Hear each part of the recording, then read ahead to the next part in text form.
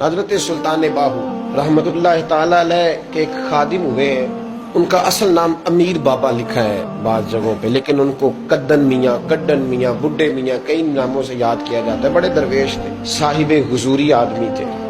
اکثر لوگ دم درود کرانے آتے تھے ان کے پاس، بزرگوں کے پاس لوگ آتے ہیں، اللہ کے بندے دعا کرتے ہیں تو اللہ خیر فرما دیتا ہے۔ آج کل کا زمانہ نہیں، اب تو دکانداری ہے نا، ٹوکن چلتے ہیں، تو اللہ تعالیٰ خیر کرے، حالات بڑے عجیب و غریب ہے۔ تو ان کے پاس لوگ آیا کرتے تھے دم کرانے۔ انہوں نے نا دور ایک برتن رکھا ہوا تھا، تو کوئی آدمی آتا تو تھوڑا سا اس میں نذرانہ ڈالتا، تو کہتا حضرت جی میرا یہ کام ہے، یہ کر دیں۔ وہ خلیفہ تھے حضرت سلطان باہو، وہ گردن جھکاتے، تھوڑی دیر کے بعد سر اٹھاتے، کہتے تیرا کام ہو جائے گا۔ صحیح مسلم کی حدیث ہے، نبی پاک نے فرمایا رب اشغاز اکبر لو اقسم علی اللہ لابرہ، اللہ کے کچھ بندے ایسے ہیں جو اللہ کو قسم بھی دے تو اللہ ان کی قسم پوری کر دیتا ہے۔ ان کے کپڑے مٹی سے بھرے ہوتے ہیں، پر اللہ کو کہہ دیں تو اللہ کر دیتا ہے۔ حضرت سلطان باہو کے وہ خلیفہ کہتے ہو جائے گا تو ہو جاتا۔ پھر کوئی بندہ آگے کہتا یہ نذرانہ ڈال دیا ہے تو کام گردن جھکاتے، کہتے اپنے پیسے نکال کے لے جا، تیرا کام کوئی نہیں ہونا۔ ایک دفعہ کچھ سید زادیاں آ گئیں، انہوں نے آ کے نا اس زمانے میں 100 روپیہ، سمجھ لیں کہ آج کا 1,00,000 روپیہ بابا جی کے نذرانے والے گلے میں ڈالا اور آ کے کہا کہ بابا ہمارے نا ایک بچے کو سزائے موت ہو گئی اور حلفاً بتاتے ہیں کہ ناجائز پھانسی کا حکم ہوا ہے، تو تیری رب رسول کی بارگاہ تک رسائی ہے، مہربانی کر، سیدوں کا بچہ ہے، مہربانی کر۔ بابا جی نے گردن چکائی اور کہا اپنا 100 روپیہ نکال کے لے جاؤ، مشکل ہے بچہ بچے تو میں کچھ نہیں کر سکتا۔ سید زادیاں تھی، روتی ہوئی لوٹ گئیں۔ بچے کی نانی زندہ تھی، ان کو جا کے بتایا تو وہ رونے لگ گئیں، کہنے لگی تمہیں بات نہیں کرنی آئی، اللہ کے بندے بڑے نرم دل ہوتے ہیں، تمہیں منانا نہیں آیا، ورنہ یہ ہو سکتا تھا۔ میں جاتی ہوں۔ وہ آئی، 100 روپیہ ڈالا اور بابا جی امیر صاحب کے پاس بیٹھ کے کہنے لگی بابا بات یہ ہے کہ ہم سید ہیں، ہے سارا ہمارے گھرانے کا، پر چلو آج تک رسائی تیری ہے، آج کل تیرے تعلقات مضبوط ہیں تو مہربانی کر، کوئی غلط بات نہیں، بچے کو پھانسی غلط ہو رہی، مہربانی کر۔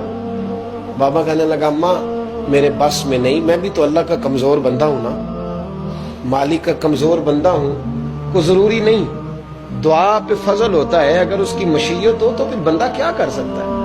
تو اماں یہ کام نہیں ہو سکتا۔ تو اماں رونے لگ گئی، کہنے لگی کوئی نہیں، میں قیامت کے دن حضور کی بارگاہ میں تیری شکایت کروں گی، میں کہوں گی کہ میں نے بتایا تھا میں سید ہوں، اس نے توجہ ہی نہیں کی، میرا کوئی خیال ہی نہیں کیا۔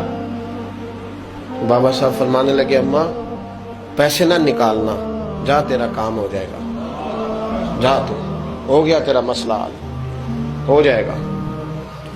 وہ آپ پیسے رکھتے تھے تو سال کے بعد، 6 مہینے کے بعد، مہینے کے بعد جا کے حضرت سلطان باہو کو دے کے آیا کرتے، وہ وہاں لنگر میں یا کسی جگہ خرچ کرتے۔ جس دن اس بچے کی پھانسی کا وقت تھا نا، تو وہ بابا جی حضرت سلطان باہو کے پاس چلے گئے۔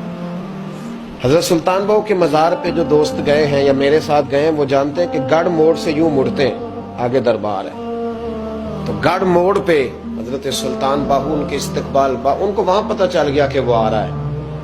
آئے دروازے گڑھ موڑ تک، مرید ساتھ تھے، تو حضرت سلطان باہو کہنے لگے یار تو نے اچھا نہیں کیا، اپنے خلیفے تو نے اچھا نہیں۔ کہنے لگے حضور چارہ کوئی نہیں تھا، سید زادیاں آ گئی تھی، حضور کا خاندان تھا، میں کیا کرتا۔ مرید کہتے ہمیں سمجھ نہیں آ رہی کہ یہ کیا ہو رہا ہے۔ کہنے لگے مجبوری تھی، کیا کرتا، کدھر جاتا، حضور کا خاندان تھا۔ کہا تو نے اچھا نہیں، کہتے ہمیں نہیں سمجھ آ رہی کہ تو نے اچھا نہیں کیا۔ وہ کہتے ہیں حضور کا خاندان تھا، اس کا معنی کیا ہے؟ کہتے تھوڑی دیر گزری، بچہ وہاں سے رہا ہو گیا، حضرت سلطان باہو کے خلیفہ کا انتقال ہو گیا، وہ وصال کر گئے، وصال ہو گئے۔ آپ نے جنازہ پڑھایا، دفن کیا، تو غلام کہنے لگے حضور یہ ماجرا کیا ہے؟ آپ فرمانے لگے اس نے اللہ کے حضور دعا کی تھی کہ مولا جناب اسرائیل نے اس دن کسی نہ کسی کی روح لینے جانا ہے نا، تو میری لے جائے۔ اب سید زادیاں دروازے پہ آ گئی ہیں، تو سادات کو تو خالی نہیں نہ بھیجا جا سکتا، مصطفیٰ کا خاندان ہے، حضور میری روح لے جائی جائے اور اس سید زادے کو چھوڑ دیا جائے۔ پر میں اس نے اللہ کے حضور قربانی دے کے وَفَدَيْنَاهُ بِذِبْحٍ عَظِيمٍ، جس طرح حضرت اسماعیل کے لیے مینڈا آ گیا تھا، تو ان کی جگہ ان کی روح کو قبول کر لیا گیا۔